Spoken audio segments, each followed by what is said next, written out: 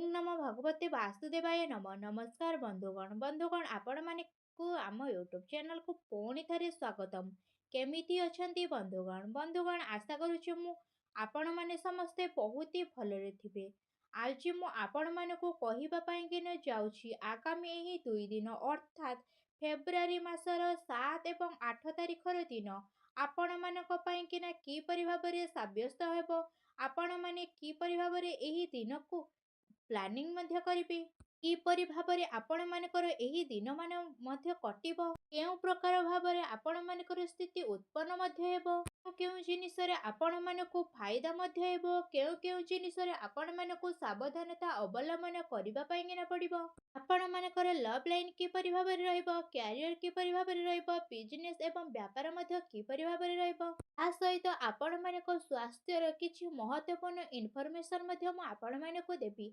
आउ सबुथर परि एही वीडियो शेषरे मु आपण मानकु गोटे उपाय विषय मध्य कहिबे जहा द्वारा आपण माने एही 2 दिन को आहुरि अधिक शुभ एवं मंगलमय साब्यस्त करिपारिबे। आ पूर्वरु आपण मानकु कहि रखिबे कि जे आपण माने जदि ए चैनल रे नुआ करि आछथि तेबे एबे जाय के सब्सक्राइब करंतु एवं पाखरे आस्तुवा बेल आइकन को मध्य क्लिक करंतु जहा फଳରେ समय समय सहित समस्त वीडियोर नोटिफिकेशन आपण मानकु ही सर्वप्रथमे मिल जिवो। तो आसंतु एबे जानिबा आपण मानक पई किना किपरि रहिबो एही फेब्रुआरी मासर 7 एवं 8 तारिखर दिन। सबुठारु प्रथमे जदि मु आपण मानकु कहिबि कि कोन आपण मानक पई किना एही 2 दिन पॉजिटिव हेबा पई किना जाउ अछि जदि मु आपण मानकु विशेष भाबरे कहिबि कि बंधुगण आपण मानकु ही आपण मानकर मित्र मानकर बहुत ही भल सपोर्ट मध्य आपण मानकु ही मिली जिवो जहाकु कि आपण मानकु सकारात्मक भावना सह आगकु मध्य बढ़ाइबा पई किना प्रोत्साहन मध्य प्रदान करिवो। आ सहित आपण मानकु आपण मानकर कार्य क्षेत्र रे विशेष भाबरे एते सारा अनुकूलता मध्य प्राप्त हेबो। ଏହା ସହିତ ଏହି ଦିନମାନ ଆପଣମାନଙ୍କର ଆର୍ଥିକ ଦୃଷ୍ଟିକୋଣରୁ ଯଦି କହିବେ କି ଆପଣମାନଙ୍କ ପାଇଁକିନା ବହୁତ ହି ଭଲ ଦିନ ସାବ୍ୟସ୍ତ ମଧ୍ୟ ହେବ ଯାହା ଫଳରେ ଆପଣମାନଙ୍କ ମନ ବହୁତ ହି ପ୍ରସନ୍ନ ମଧ୍ୟ ରହିବ ତଥା ଆପଣମାନଙ୍କ ଆର୍ଥିକ ସ୍ଥିତିରେ ଅନୁକୂଳ ପରିବର୍ତ୍ତନ ମଧ୍ୟ ଆସିବ ଆଉ ଆପଣମାନଙ୍କ ବ୍ୟବସାୟରେ ମଧ୍ୟ ବୃଦ୍ଧି ଘଟିବ ଏବଂ ଆମଦାନୀର ସ୍ରୋତରେ ମଧ୍ୟ ବୃଦ୍ଧି ଘଟିବ ଏବଂ ଆପଣମାନେ ଆର୍ଥିକ ସ୍ଥିତିରେ ବହୁତ ହି ଭଲ ସାମଞ୍ଜସ୍ୟ ମଧ୍ୟ ବନିକିନା ରଖିପାରିବେ। ତା ସହିତ ଆପଣମାନଙ୍କର ସାକ୍ଷାତ କୌଣସି ବିଶିଷ୍ଟ ବ୍ୟକ୍ତିମାନଙ୍କ ସହିତ ମଧ୍ୟ ହୋଇପାରେ ଯାହାଙ୍କ ସହିତ ମିଶିକି ଆପଣମାନଙ୍କୁ କାଫି ଖୁସି ମଧ୍ୟ ଅନୁଭବ ହେବ ଏବଂ ଆପଣମାନଙ୍କର କୌଣସି ବି କାର୍ଯ୍ୟରେ ଆପଣମାନଙ୍କୁ ସହଜ ସାହାଯ୍ୟ ମଧ୍ୟ କରିବେ। ତା ସହିତ ଆପଣମାନଙ୍କର ଧାର୍ମିକ କାର୍ଯ୍ୟକଳାପରେ ରୁଚି ମଧ୍ୟ ବଢ଼ିବ ଆପଣମାନେ ସେ ସବୁ ଉପରେ ବହୁତ ହି ଖର୍ଚ୍ଚ ମଧ୍ୟ କରିପାରନ୍ତି। ତା ସହିତ ସଂଘର୍ଷ କରିବା ପରେ ଆପଣମାନଙ୍କୁ ସଫଳତା ନିଶ୍ଚିତ ଭାବରେ ହିଁ ପ୍ରାପ୍ତ ହେବ। ଯଦି ଆପଣମାନେ କୌଣସି ବି ଯାତ୍ରା କରିବା ପାଇଁକିନା ଚେଷ୍ଟା କରୁଛନ୍ତି ଆପଣମାନେ ସେ ସବୁ ପ୍ରୟାସ ବି କରିପାରନ୍ତି ସେ କ୍ଷେତ୍ରରେ ବି ମଧ୍ୟ ଆପଣମାନଙ୍କୁ ସଫଳତା ଅବଶ୍ୟ ହିଁ ପ୍ରାପ୍ତ ହେବ। ତା ସହିତ ଯଦି କାର୍ଯ୍ୟକ୍ରମରେ ଆପଣମାନେ ପରିଶ୍ରମ ଜାରି ରଖୁଛନ୍ତି ତ ତାର ଶୁଭ ଫଳ ଅବଶ୍ୟ ହିଁ ଆପଣମାନଙ୍କୁ ପ୍ରାପ୍ତ ହୋଇଯିବ। ତା ସହିତ ଏହି ସମୟରେ ଏହା ମାନିକିନା ଆପଣମାନେ ଚାଲନ୍ତୁ ଆପଣମାନଙ୍କର ଏହି ସମୟ ପୂର୍ଣ୍ଣ ଭାବରେ ଆପଣମାନଙ୍କ ପାଇଁକିନା ହିଁ ରହିବ। ବାସ୍ ଖାଲି ଆପଣମାନଙ୍କୁ ଇଚ୍ଛା ପ୍ରଦର୍ଶନରେ ବାସ୍ ଖାଲି ପ୍ରୋତ୍ସାହନ ଦେବାର ଅଛି ଯାହା ଫଳରେ ଆପଣମାନେ ଶୁଭ ପରିଣାମ ମଧ୍ୟ ପ୍ରାପ୍ତ କରିବେ ଆଉ ସ୍ଥିତି ଆପଣମାନଙ୍କ ପାଇଁକିନା ବହୁତ ହି ଭଲ ରହିବ। ଏହା ସହିତ ଆପଣମାନଙ୍କର ମନୋବଳ ମଧ୍ୟ ବଢ଼ିଯିବ ଯାହା ଫଳରେ ଆପଣମାନେ କାଫି ଉତ୍ସାହ ସହିତ ରହିବେ ଆଉ ନିଜର ऊर्जा ବଳରେ ସବୁ କ୍ଷେତ୍ରରେ ଫେସ୍ ମଧ୍ୟ କରିନେବେ ଯାହା ଫଳରେ ଆପଣମାନଙ୍କୁ ସଫଳତା ମଧ୍ୟ ପ୍ରାପ୍ତ ହେବ ଯାହା ଦ୍ୱାରା ଖୁସି ଆପଣମାନଙ୍କର ଦ୍ୱିଗୁଣା ମଧ୍ୟ ହୋଇଯିବ ଏବଂ ଆପଣମାନଙ୍କର ଖୁସି ଆନନ୍ଦରେ ମଧ୍ୟ କଟିଯିବ। ଆସନ୍ତୁ ଏବେ ଜାଣିବା ଆପଣମାନଙ୍କର ଏଇ ଦିନ ମାନଙ୍କରେ କ'ଣ ନେଗେଟିଭ ମଧ୍ୟ ରହିଛି। ଯଦି କହିବେ କି ଏହା ଆପଣମାନଙ୍କ ପାଇଁକିନା ଆବଶ୍ୟକ ରହିବ କି ଆପଣମାନେ କୌଣସି ବି ନିର୍ଣ୍ଣୟ ନେବା ପୂର୍ବରୁ ନିଜର ପୁରା ସମୟ ନିଅନ୍ତୁ ଆଉ ଭାବି ଚିନ୍ତିକି ଆଉ ସମସ୍ତ ସମସ୍ୟାର ସମାଧାନ ମଧ୍ୟ କରନ୍ତୁ। ସମସ୍ୟାର ଉତ୍ତର ବାହାର କରିବା ପାଇଁକିନା ପର୍ଯ୍ୟାପ୍ତ ସଂଶୋଧନକୁ ଜୁଟେଇ ମଧ୍ୟ ନିଅନ୍ତୁ। ପାରିବାରିକ ଜୀବନରେ ଯଦି କହିବା ଏ ଦିନରେ ଚିନ୍ତାର ଆପଣମାନଙ୍କର ବୃଦ୍ଧି ମଧ୍ୟ ହୋଇପାରେ ଯଦି ଆପଣ ସମସ୍ତଙ୍କୁ ନେଇ ସାଙ୍ଗରେ ଚାଲିବେ ତ ସମସ୍ୟା ଧୀରେ ଧୀରେ ଆପଣମାନଙ୍କର କାବୁରେ ମଧ୍ୟ ଆସିବ। ତା ତା ସହିତ ଯଦି କହିବି କି ଆପଣମାନେ ପଇସା ନେଣ ଦେଣରେ ଆପଣମାନଙ୍କୁ ବିଶେଷ ସାବଧାନତା ଅବଲମ୍ବନ କରିବାର ଆବଶ୍ୟକ ହିଁ ରହିଛି।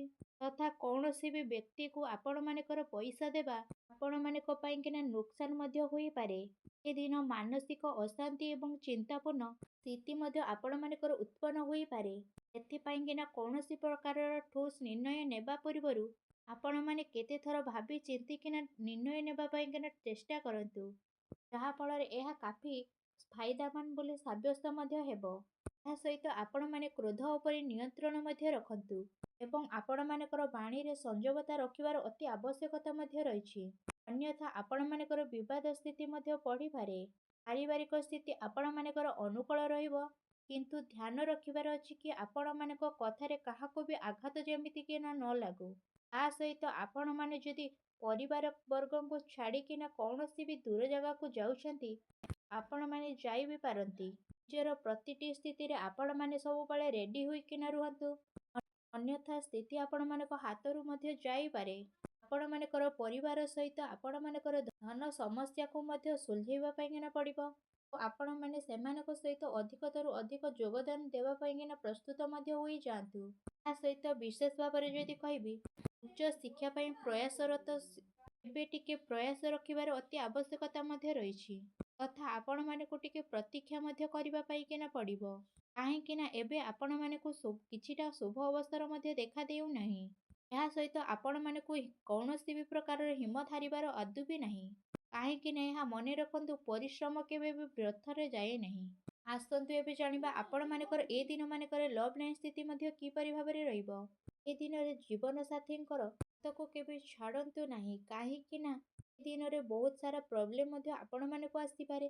ସେସବୁ କ୍ଷେତ୍ରରେ ଜୀବନସାଥୀଙ୍କର ସହଯୋଗ ଆପଣମାନଙ୍କୁ ଅବଶ୍ୟ ହିଁ ମିଳିବା ନିହାତି ଦରକାର। ତା ସହିତ ଆପଣମାନେ ପ୍ରତ୍ୟେକଟି କ୍ଷେତ୍ରରେ ଆପଣମାନଙ୍କର ଜୀବନସାଥୀଙ୍କ ସହଯୋଗ ନିଅନ୍ତୁ ଏବଂ ଜୀବନସାଥୀଙ୍କୁ ସବୁ କ୍ଷେତ୍ରରେ ସାମିଲ ମଧ୍ୟ କରନ୍ତୁ। ତା ସହିତ ପ୍ରେମ ଜୀବନ ପାଇଁ ଏ ଦିନ ବହୁତ ହି ଭଲ ଅଟେ। ଆଉ ପ୍ରେମ ଜୀବନରେ କିଛିଟା ଲଢ଼େଇ ଝଗଡ଼ା ମଧ୍ୟ ହୋଇପାରେ। ସେଥିପାଇଁକିନା ଆପଣମାନେ ଆପଣମାନଙ୍କର କଥାବାର୍ତ୍ତା ଉପରେ ସଂଯମତା ମଧ୍ୟ ରକ୍ଷା କରନ୍ତୁ। ଆସନ୍ତୁ ଏବେ ଜାଣିବା ଆପଣମାନଙ୍କର ବ୍ୟବସାୟିକ କ୍ୟାରିୟର ମଧ୍ୟ କିପରି ଭାବରେ ରହିବ।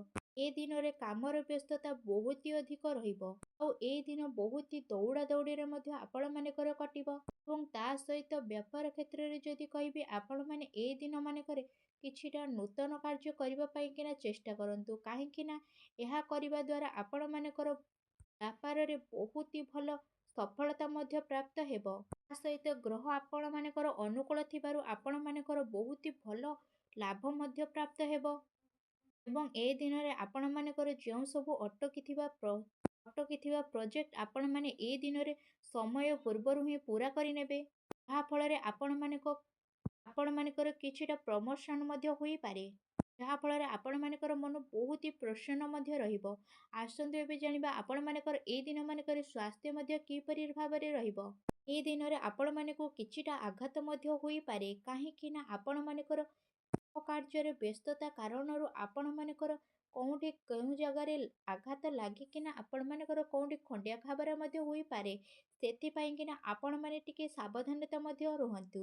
ତା ସହିତ ଆପଣମାନେ ଆପଣମାନଙ୍କର ସ୍ୱାସ୍ଥ୍ୟକୁ ଆହୁରି ଅଧିକ ଭଲ ରଖିବା ପାଇଁକିନା ଆପଣମାନେ ଯୋଗାସନ ନିହାତି ଭାବରେ ପ୍ରତ୍ୟେକ ଦିନ ହିଁ କରନ୍ତୁ।